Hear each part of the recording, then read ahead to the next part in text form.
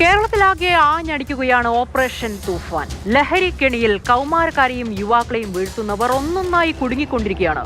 ഇന്ന് ആലുവയിൽ നിന്ന് ഓപ്പറേഷൻ തൂഫാൻ പൊക്കിയത് 32 കിലോ കഞ്ചാവാണ്. ഓട്ടോയിൽ കടത്തിയ കഞ്ചാവുമായി പിടിയിലായത് 3 ബംഗാൾ സ്വദേശികളാണ്.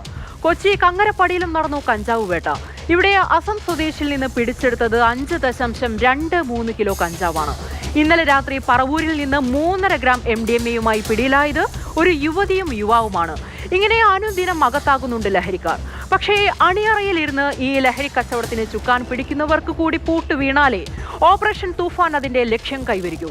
എന്തായാലും കൊച്ചിയിലെ ലഹരി വേട്ടയെക്കുറിച്ച് വിശദമായി നോക്കാം. നമുക്ക് കാണാം പ്രദീപ് ജോസഫ് തയ്യാറാക്കിയ crime file special report.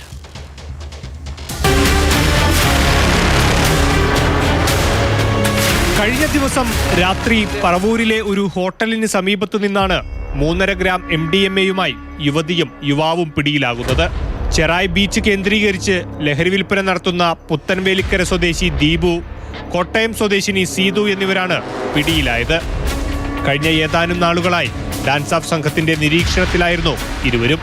32 kilo കഞ്ചാവ് ഓട്ടോയിൽ കടത്തുന്നതിനിടയിലായിരുന്നു ആലുവ തോട്ടക്കാട്ടുകരയിലെ ലഹരി വേട്ട. സംഭവത്തിൽ സഹിൻ, ജുവൽ, റഫീഖാൾ എന്നിവരാണ് പോലീസ് പിടിയിലുള്ളത്. ബംഗാൾ സ്വദേശികളാണ് പിടിയിലായവരെല്ലാം. ട്രെയിനിൽ കൊണ്ടുവരുന്ന കഞ്ചാവ് ഇടപ്പള്ളിയിൽ എത്തിച്ചു കൊടുക്കലാണ് ഇവരുടെ ചുമതല. കഞ്ചാവ് കൈമാറാൻ പോകുന്നതിനിടയിലാണ് പ്രതികൾ കുടുങ്ങിയത്. ലഹരി കടത്തുമായി ഓട്ടോ ഡ്രൈവർക്ക് പങ്കുണ്ടോ എന്ന കാര്യവും പോലീസ് അന്വേഷിക്കുന്നുണ്ട്.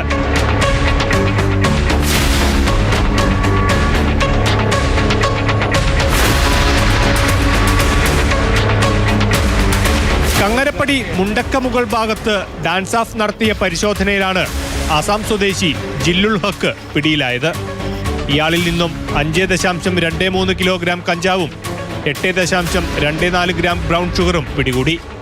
15 വർഷം മുൻപ് ഹോട്ടൽ ജോലിക്കായി കേരളത്തിലെത്തിയതാണ് ജില്ലുൽ ഹക്ക്. കഴിഞ്ഞ 1.5 വർഷമായി കുടുംബവുമൊത്ത് എറണാകുളം കങ്ങരപ്പടിയിലെ വാടക വീട്ടിൽ താമസിച്ചു വരികയായിരുന്നു ഇയാൾ.